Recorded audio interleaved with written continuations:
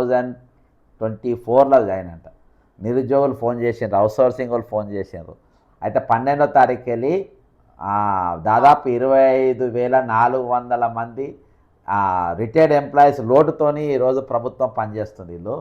కాబట్టి నిరుద్యోగులు మీరు కూడా పాల్గొనాలి రేపు 12వ తారీఖు. ఎందుకంటే ఈరోజు ఉద్యోగ సంఘాలు ఇవ్వాలి పిలుపు. నేను 4-5 నెలలకెళ్ళి మొత్తుకుంటున్నా, వాళ్ళు తమాషా చేస్తున్నారు, డ్రామా చేస్తున్నారు.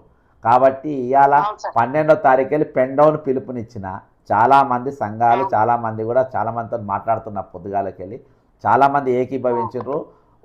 ప్రభుత్వంలో ఉన్న హెచ్ఓడీలు కూడా మాట్లాడండి, ఇది మంచి ఐడియా ఉంటుంది, మీరు మాట్లాడండి. ఉద్యోగులను ఉద్యోగ సంఘాలను మేము బెండ్ చేస్తాం, వాళ్ళు ఇచ్చినా ఇవ్వకుండా అందరం పాల్గొంటట్టుగా మీరు తిరగండి, మేము సపోర్ట్ చేస్తామని ఇలా ప్రభుత్వం ఉన్న మన హెచ్ఓడి వాళ్ళు కానీ మన హెచ్ఓడీలు మళ్ళీ ఎంపీడీఓలు వాళ్ళు చాలామంది చెప్పిండ్రు. కాబట్టి మీరు కూడా ఇందులో ఇక రిటైర్డ్ అయ్యింది, ఇప్పటికీ మీకు 2 ఏళ్ళు అయింది, పైసలు రావాలి మీకు. కాబట్టి మీరు రిటైర్డ్ అయిన ఉద్యోగులు మీ పాత పేరెంట్ డిపార్ట్మెంట్ వాళ్ళందరినీ కూడా విజ్ఞప్తి చేయాలి. ఈ సందర్భంగా మీరు ఏం చెప్తారమ్మా ఓవరాల్గా? ఏం లేదు సార్, గవర్నమెంట్ మాటలు అయితే నమ్మేది లేదు. ఎందుకంటే మొన్న 8వ తారీఖు నేను కాగితం మీద సంతకం చేసి కూడా నాకు ఎందుకు రాలేదు అని మళ్ళీ సెక్రటేరియట్కి వచ్చినా నేను. అవును, ఈ విషయం అందరికీ తెలవాలి. అవును. ఇప్పుడు వాళ్ళు నోటు మాటగా చెప్తున్నారు సార్, 6,000 కోట్లు, 7,000 కోట్లు, 1,000 కోట్లు అని. నోటు మాటని ఎలా నమ్ముతాను సార్? నేనైతే నమ్మను సార్. అవును. ఎందుకంటే కాగితం మీద నా కళ్ళ ముందు సంతకం పెడితే ఒక భరోసా, అది చిన్న సంతకం కాదు సార్. ఫైనాన్స్ మినిస్టర్ సంతకం, ఫైనాన్స్ మినిస్టర్ సంతకం పెట్టండు. అది ఒక రాష్ట్రానికి ఎంత లక్షల్లో జనాభా ఉంటే ఆ ప్రాతినిధ్యం వహిస్తున్నాడు అందరికి. ఆర్థిక మినిస్టర్ గా, ఆర్థిక మినిస్టర్ కి ఐఏఎస్ లు సలహాదారులుగా ఉన్నారు. మరి ఐఏఎస్ నే మనం చాలా గొప్పగా ఫీల్ అవుతాం కదా సార్. ఎవరన్నా తిట్టాలన్నా నువ్వేమన్నా ఐఏఎస్ ఐపీఎస్ అని తిడతాం, అంటే వాళ్ళకి ఎంత విలువ ఇస్తాం సార్. అవును. ఆ విలువ పోగొట్టుకున్నారు, వాళ్ళు పోగొట్టుకున్నారు. తద్వారా ఎవరైతే మినిస్టర్ ఉన్నాడో బట్టి సార్, ఆయన కూడా పోగొట్టుకున్నాడు. నేను చూపించిన కాగితం మీద నీ విలువ, నీ సంతకం విలువ ఏంటి సార్ అని 4 క్వశ్చన్ మార్కులు వేసా, మీరు చూశారు. అవును. మరి 4 క్వశ్చన్ మార్కుల్లో ఒక్క క్వశ్చన్ కూడా ఆన్సర్ చెప్పలేదు, ఒక్క క్వశ్చన్ మార్క్ కూడా ఆన్సర్ ఇవ్వలేదు కదా సార్ ఆయన. అవును. నాకు ఈ రోజు దాకా కూడా 3 సంవత్సరాల నుంచి మూలుగుతున్న ఒక్క బిల్లు కూడా నాకు రాలే.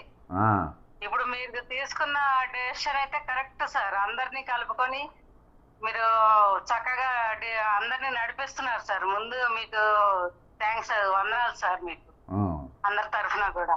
తప్పకుండా ఖచ్చితంగా చేయాలి సార్. ఇది అందరినీ కలుపుకొని 12వ తారీఖు కరెక్ట్ ముహూర్తమే అనుకోండి. ఎందుకంటే ఇక టీచర్స్ అందరికి విలువ ఇచ్చినట్టు, చనిపోయిన వాళ్ళు అయితే ఏమి, రిటైర్ అయిన వాళ్ళు అయితే ఏమి, 12వ తారీఖు అనేది కరెక్ట్. ఎందుకంటే స్కూల్స్ నెక్స్ట్ డే తెరుచుకుంటాయి కాబట్టి అవును అవుట్ సోర్సింగ్ వాళ్ళని మనం కొంచెం సేవ్ చేసిన వాళ్ళు అవుతాం. ఎంతకని బర్త్డేని మోస్తారు సార్ వాళ్ళు మాత్రం.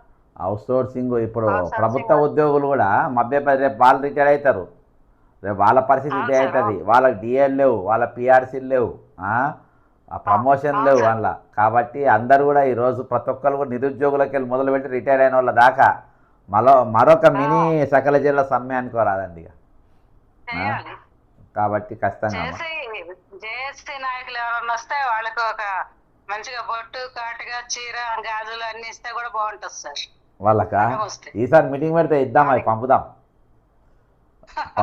పంపించాలి సార్.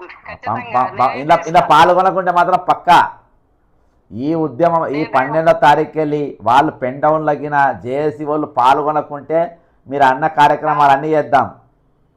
అదే సార్, మరి ఇంకా నాకు నేను అన్నది తప్పు నాకైతే, నేనైతే మా పిల్లలు ఏడుస్తున్నారు సార్ నన్ను చూస్తే. పాపం మమ్మీ అంత దిగులు పెట్టుకోకు, అంత డీలా పడకు అని రోజు మా పెద్దోడు జాబ్కి వెళ్తూ చెప్తాడు, చూసి వెళ్తాడు నన్ను ఒకసారి. ఎందుకంటే ఒక మానసిక ఎదగా అయిపోతున్నానేమో అనిపిస్తుంది సార్ నాకు. వాళ్ళకు టెన్షన్ ఉంటుంది కదా ఇంట్లో పిల్లలకు. ఎందుకంటే సంతకం పెట్టాక కూడా రాకపోతే ఎందుకు సార్ ఇంకా గవర్నమెంట్ లేనట్ట. అంటే బట్టి గారి కంటే బట్టి గారి భార్య సంతకం పెడితే పవర్ఫుల్ అంట నాకు ఉన్న సమాచారం. ఆమె చీఫ్ అడ్వైజర్ అంట ఇప్పుడు ఫైనాన్స్ డిపార్ట్మెంట్ లో. సరే, ఆయనకి ఆవిడ గొప్ప అయితే ఉండొచ్చు సార్. మనకైతే అఫీషియల్ గా ఆమె సంతకాన్ని విలువ ఉందా సార్ మనకి? అట్లున్నది కథ. ఆయన ఆయన కుర్చీ వేసుకుని కూర్చున్నాడు సెక్రటేరియట్ లో, ఆమె కూర్చోలేదుగా. ఉమ్, ఆమెది ఎంతవరకు నిజం అబద్ధం మనకు తెలియదు. ఆమె పేరైతే బయటకు వచ్చింది, నేను నమ్ముతున్నా ఖచ్చితంగా. ఎందుకంటే నా దగ్గర కూడా ఎవిడెన్స్లు ఉన్నాయి. ఆ, ఆమె ద్వారా ఆమెకి కమిషన్ ఇస్తే డబ్బులు వచ్చినట్టు నల్గొండలో వాళ్ళే ఉన్నారు పోలీస్ డిపార్ట్మెంట్ లో, ఆహా. నాకు తెలిసిన వాళ్ళు. అందుకని నేనైతే నా కాగితం మీద సంతకం వరకు నేను మాట్లాడతాను సార్, పక్క నాకు అదే ఎవిడెన్స్. ఉమ్. పక్కన ఇప్పుడు వాళ్ళది కేసీఆర్ వాళ్ళది ఈక్వ ఎవరితో పెట్టి డిపార్ట్మెంట్ నాకు అనవసరం. ఇప్పుడు కేసీఆర్ నేనైతే సంతకం చేయించుకున్నాను. అవును. ఎప్పుడు మీరు సంతకం మరి విలువ లేదు, జీవం లేదు అందులో.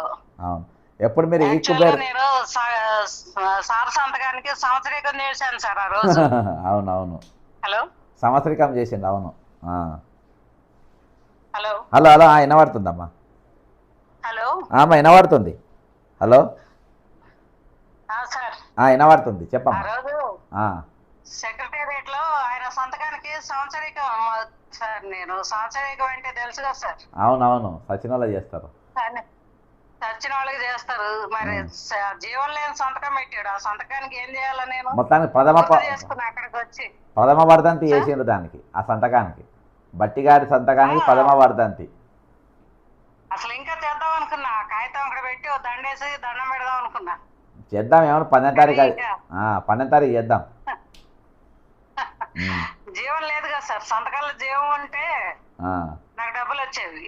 జీవం లేని సంతకాలు ఎందుకు సార్? 1000 పెట్టినా పనికొస్తుందా? అంతే అంతే ఖచ్చితంగా. అదే పద్యమే ఉంది, గరిటేమి కరంపాలు అని. ఇప్పుడు అవును వీడు వేస్తారు, చేయాల్సిన ఉద్యమం చేయాలంతే. ఇప్పుడు కేసీఆర్ తెచ్చిన ఈక్కు పేరు ఇంకెందుకు కొనసాగిస్తుండ్రు రేవంత్ రెడ్డి? ఈక్కు పేరే కదా జనాన్ని ముంచింది. ఈక్కు పేరు ఎందుకు కొనసాగుతుంది ఇంకా?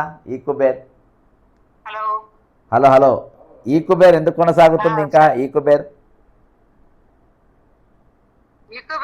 కొనసాగుతుంది సార్. మరి ఇప్పుడు కొత్త గవర్నమెంట్ వచ్చినప్పుడు పాత గవర్నమెంట్ వాళ్ళని షటిల్ చేస్తారు కనీసం. ఐఏఎస్లు అలా మరి తీసేపోయినా వేరే వేరే డిపార్ట్మెంట్స్ కి హెడ్స్ గా పంపించేస్తారు. మరి రామకృష్ణారావు అదే పదవిలో కొనసాగుతున్నాడంటే ఎంత గొప్పడో సార్. ప్రమోషన్ ఇచ్చి మా నాగార్జున సాగర్ లో చదువుకున్నాడండి సార్. మా నాగార్జున సాగర్ లో చదువుకున్న మనిషి అంత గొప్పడు. 2 గవర్నమెంట్లకి గొంపగుత్తగా సిఎస్ గా ఉన్నాడు. మీరు చూపించిన 42 బిల్లని చేజిక్కించుకోవడం సామాన్య విషయమా సార్? అంతే కదా. అది అందుకని గొప్పడు. అందుకని ఆయన పెట్టిన కుబేరు ఆయన ఉన్నంతకాలం సాగుతుంది. రైట్ అమ్మా. ఇన్ని రోజులు మీరు కమిషన్లు వస్తాయి కాబట్టి వాళ్ళు అది కొనసాగిస్తారు. మీరు ఇప్పుడు జూన్ 12వ తారీఖు గురించి పద్యాలు రాసు స్టార్ట్ చేయండి. బొమ్మలేసుడు పద్యాలు వేసుడు చేస్తారు కదా. అదైతే నేను పక్కా చెప్తాను సార్. ఈక్వబేర్ అనేది మా గుండెల్లో కూర్చుకున్న గుణపం అంతే. అంతే అంతే అంతే. ఓకే అమ్మా, thank you. Hello thank you అమ్మా. రైట్, ఇది ఇప్పటి వరకు. నేను మళ్ళీ లైవ్ తీసుకుంటా, రేపు మళ్ళీ చేద్దాం. జూన్ 12వ తారీఖు దాకా ఇక జిల్లా పర్యటన, పోస్టర్ల ఆవిష్కరణ, ముఖ్యంగా వాట్సాప్ గ్రూపులలో పెద్ద ఎత్తున జరగాలి. ఉద్యోగం చేసే వారిపైన మనం ఒత్తిడి తీసుకురావాలి, వాళ్ళని రమ్మని చెప్పాలి. ఈరోజు ఉద్యమంలో ఇటువంటి పిలుపు ఇక బయటికి రాదు. ఇటువంటి పిలుపు మనం ఇచ్చినాం కాబట్టి ఖచ్చితంగా వాళ్ళందరూ ఈరోజు ఏకీభవించినట్టు, ఉద్యమంలో పాల్గొనేటట్టు మనం ప్రతి ఒక్కరూ ఈరోజు చైతన్యవంతులను చేయాల్సిన అవసరం ఖచ్చితంగా మనందరిపైన ఉన్న. నిరుద్యోగులకి వెళ్ళి మొదలుపెట్టి రిటైర్ అయిన ఉద్యోగుల దాకా 12వ తారీఖుకి వెళ్ళి పెన్ డౌన్ కార్యక్రమాలు ప్రతి ఒక్కరు యాక్టివ్గా పనిచేసేటట్టుగా మీరు అందరూ ముందుకు రావాలని కోరుకుంటూ సెలవు తీసుకుంటున్నా. జై తెలంగాణ, అమరవీరులకు జోహార్లు. ప్రతి ఒక్కరు పిడికిలు బిగించండి. నిరుద్యోగులకి వెళ్ళి రిటైర్డ్ అయ్యే ఉద్యోగుల దాకా ప్రతి ఒక్కరు పిడికిలు బిగించండి. పెన్ డౌన్ ఉద్యమంలో పాల్గొనండి. మరొక తెలంగాణ ఉద్యమానికి తెరలేపుదాం. జై హింద్.